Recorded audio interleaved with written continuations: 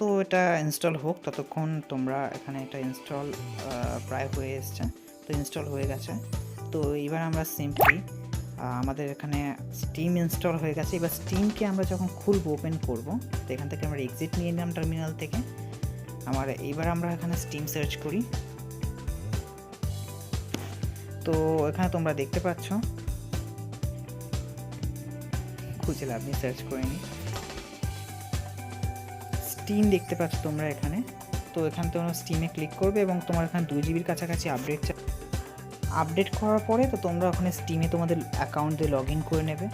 তো এতক্ষণ ভিডিওটা দেখার জন্য ধন্যবাদ।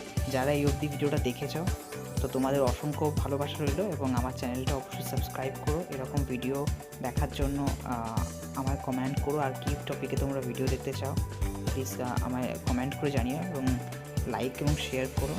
দেখা হচ্ছে অন্য কোনো ভিডিওতে।